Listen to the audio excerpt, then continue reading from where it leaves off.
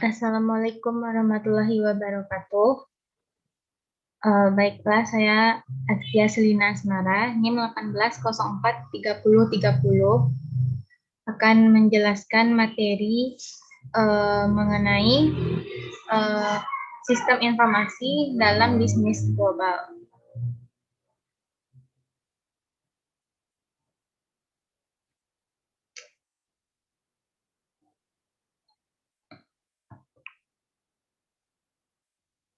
Baiklah, materi yang akan kita bahas dalam SI dalam bisnis global ini, yang pertama yaitu pertumbuhan sistem informasi internasional.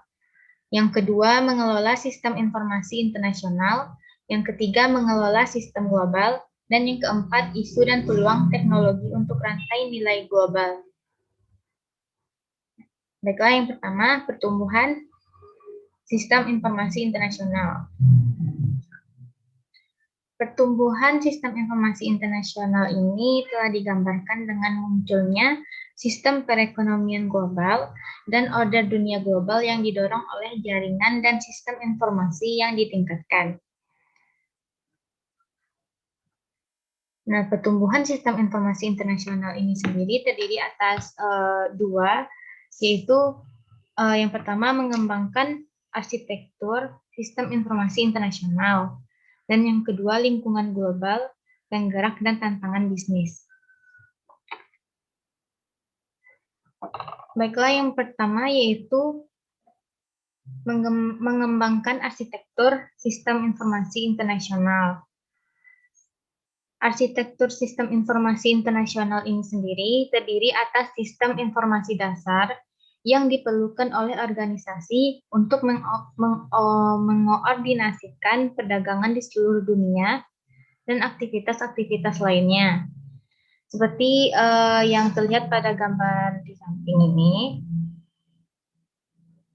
ini merupakan ilustrasi pemikiran yang kita ikuti pada seluruh bab yang kita pelajari dan menggambarkan dimensi-dimensi utama dari arsitektur sistem informasi internasional.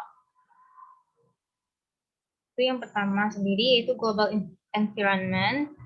Itu strategi dasar yang perlu diikuti saat membuat sistem internasional adalah memahami lingkungan global. Lingkungan global di mana perusahaan kita beroperasi. Yang mana ini berarti kita memahami kekuatan pasar secara keseluruhan atau penggerak bisnis yang mendorong industri kita ke arah kompetisi global. Terus yang kedua, kita memikirkan strategi perusahaan untuk berkompetisi dalam lingkungan tersebut. Bagaimana perusahaan kita akan meresponnya, dan kita dapat mengabaikan pasar global dan berfokus pada kompetisi domestik saja juga bisa. Terus organization structure, setelah kita mengembangkan strategi, sekarang saatnya kita untuk memikirkan bagaimana menyusun organisasi sehingga strategi tersebut dapat tercapai. Bagaimana cara kita melakukan pembagian tenaga kerja dalam sebuah lingkungan global, dan di mana fungsi produksi, administrasi, akuntansi, pemasaran, dan sumber daya manusia yang akan ditempatkan. Selanjutnya itu manajemen dan bisnis proses. Itu tuh kita harus memikirkan isu-isu manajemen dalam menerapkan strategi yang kita untuk menerapkan strategi kita dan membuat rancangan organisasi yang dapat direalisasikan. Dan yang terakhir, teknologi platform, yaitu permasalahan yang terakhir yang perlu kita pertimbangkan. Meskipun mengubah teknologi merupakan faktor penggerak yang utama untuk mengarahkan menuju pasar global, kita harus memiliki suatu strategi dan struktur korporat sebelum kita dapat memilih dengan rasional mengenai teknologi yang tepat. Baiklah, selanjutnya yaitu yang kedua, lingkungan global penggerak tantangan bisnis. Lingkungan global penggerak tantangan bisnis ini sendiri terbagi atas dua kelompok, yaitu yang pertama faktor budaya umum dan yang kedua faktor bisnis khusus. Faktor budaya umum ini sendiri dapat dilihat pada tabel berikut ini. Faktor budaya umum terdiri atas komunikasi global dan teknologi transportasi. Perkembangan budaya global, munculnya norma sosial global, stabilitas politik, dan dasar pengetahuan global. Sedangkan untuk faktor bisnis khusus terdiri atas pasar global, produksi dan operasi global, koordinasi global, tenaga kerja global, dan skala ekonomi global.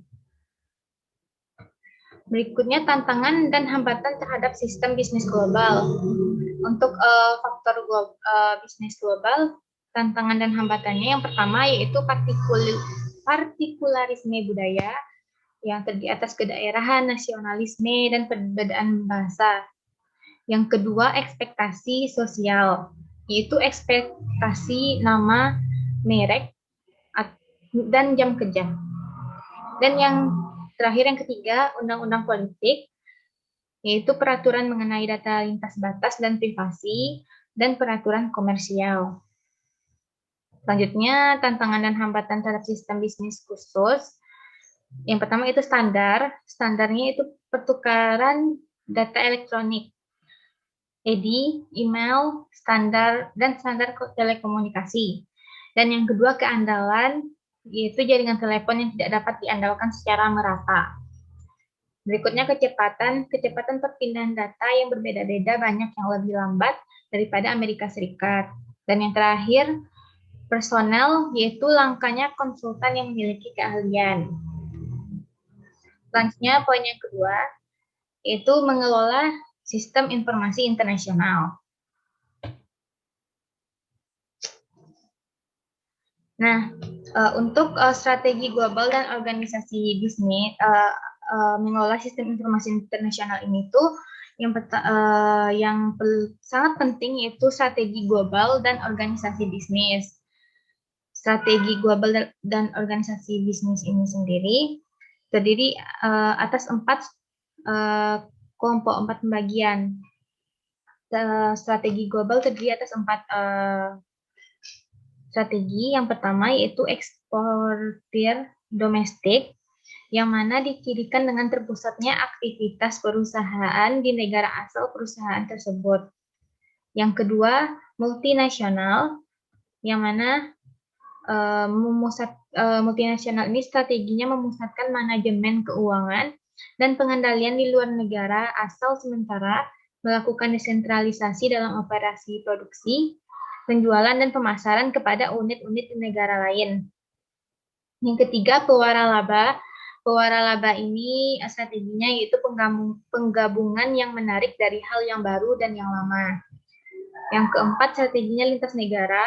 Strategi ini itu aktivitasnya itu dapat memberikan nilai tambah diatur dari perspektif global tanpa memandang batas-batas nasional, mengoptimalkan sumber dari pasokan dan permintaan dimanapun keduanya muncul, dan memanfaatkan kesempatan dari keunggulan kompetitif.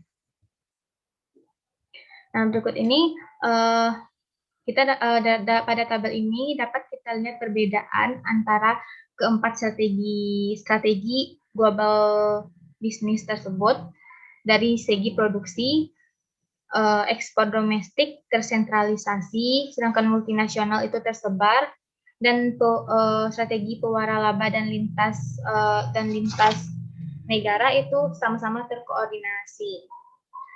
Dan dari segi keuangan atau akuntansi, eksportir atau domestik dan dan multinasional hingga pewaralaba, ketiganya tersentralisasi, sedangkan lintas negara terkoordinasi. Dari segi penjualan atau pemasarannya, eksportir domestik itu gabungan, sedangkan multinasional itu tersebar, dan strategi pewaralaba dan lintas negara itu sama-sama terkoordinasi. Dan dari segi sumber daya manusia, itu eksportir domestik dan multinasional sama-sama tersentralisasi, sedangkan strategi pewaralaba dan lintas negara itu sama-sama terkoordinasi. Dan yang terakhir dari segi manajemen strategis itu eksportir domestik, multinasional, dan pewara laba sama-sama tersentralisasi dan lintas negara terkoordinasi.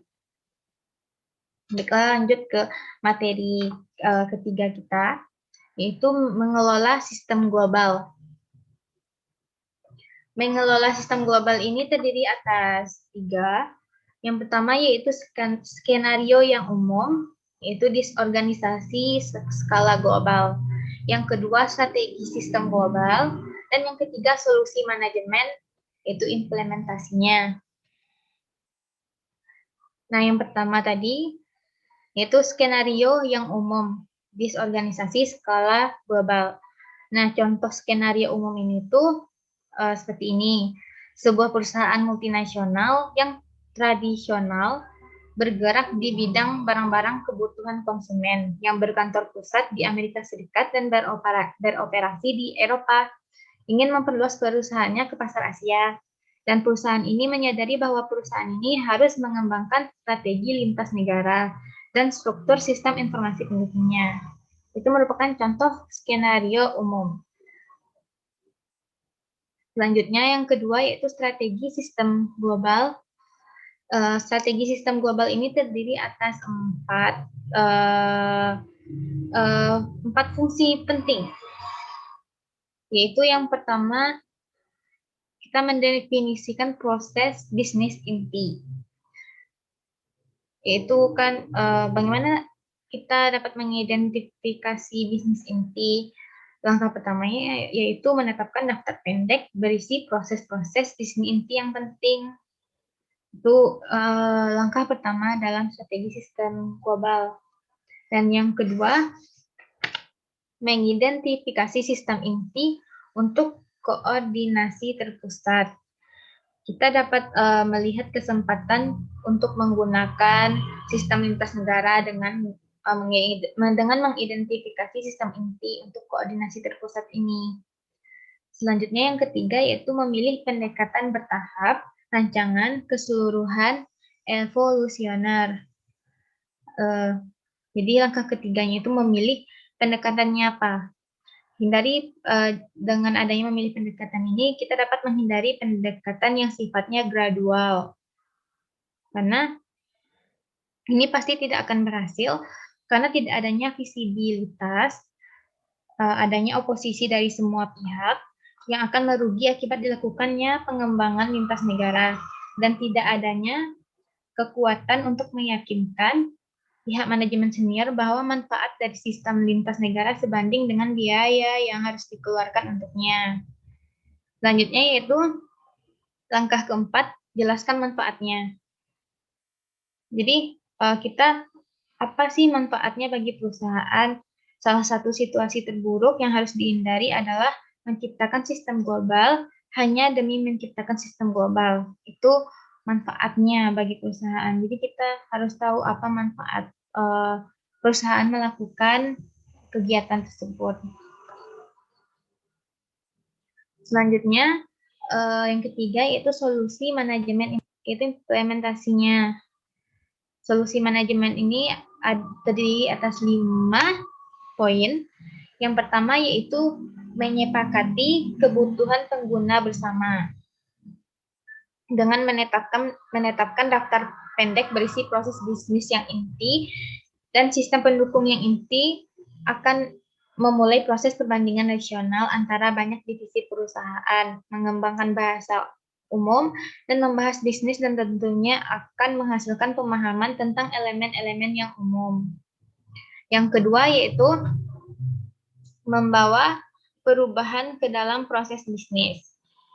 Membawa perubahan ke dalam proses bisnis itu bergantung pada legitimasi kita, kekuatan dasar kita yang sebenarnya, dan kemampuan kita dalam melibatkan pengguna dalam proses perancangan perubahan.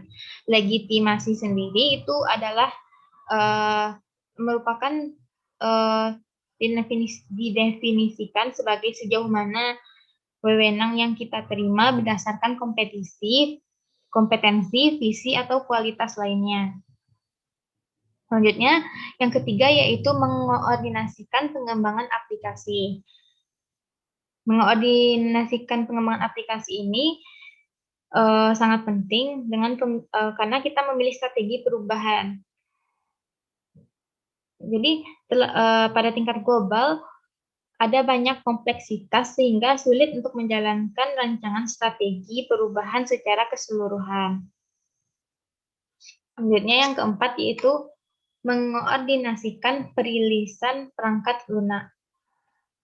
Mengoordinasikan perilisan perangkat lunak ini perusahaan dapat membuat prosedur untuk memastikan bahwa semua unit operasi beralih ke perangkat lunak yang telah diperbarui pada saat yang bersamaan sehingga perangkat lunak setiap orang akan saling kompatibel. Dan yang kelima, mendorong pengguna lokal untuk mendukung sistem global.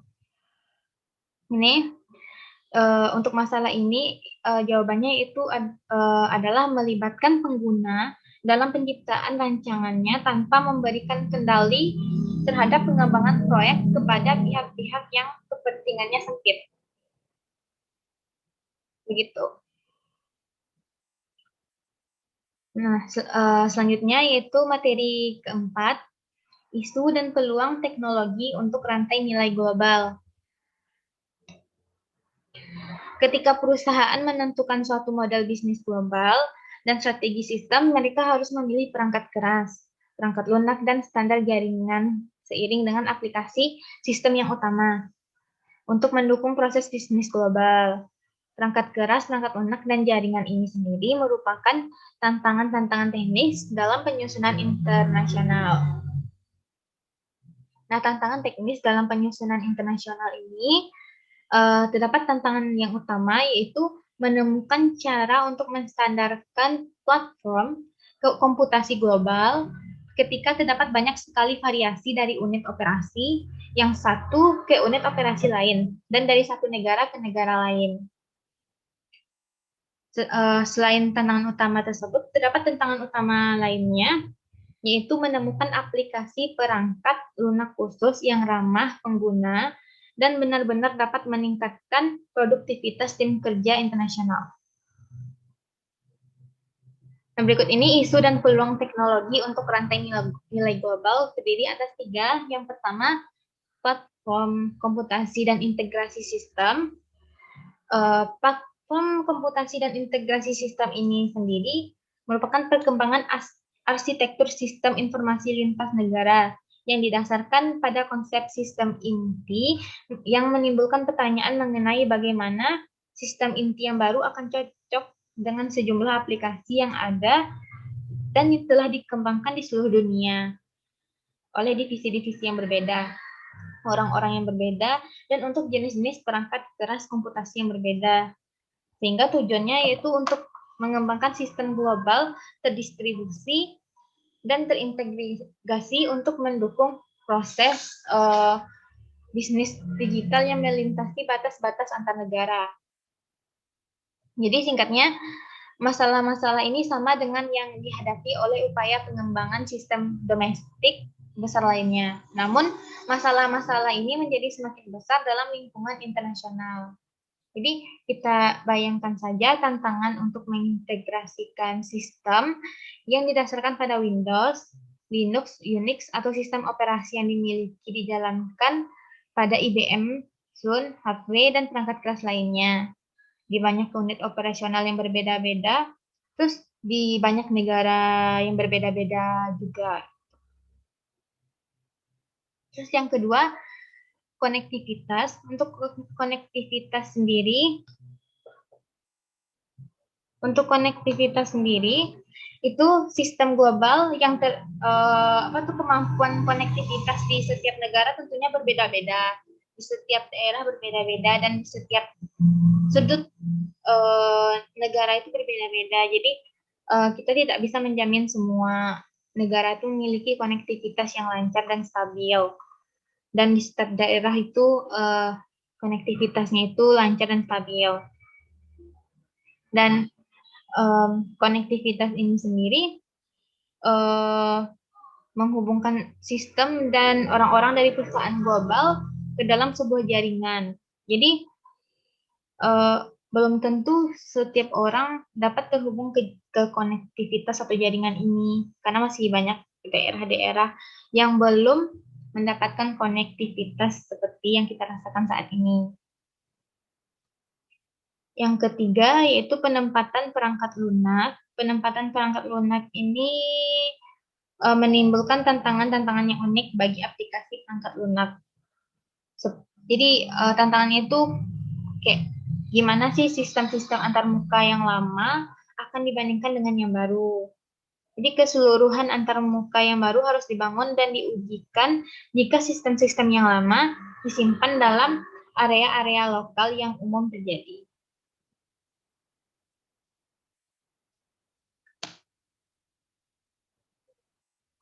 Jadi untuk konektivitas tadi sendiri itu terdapat beberapa masalah jaringan internasional. Yang pertama itu kualitas layanan, yang kedua keamanan, yang ketiga biaya dan tarif, yang keempat pengelolaan jaringan, yang kelima penundaan dalam pemasangan, yang ketujuh kualitas layanan internasional yang lemah, yang kedelapan batasan-batasan peraturan, dan yang kesembilan kapasitas jaringan.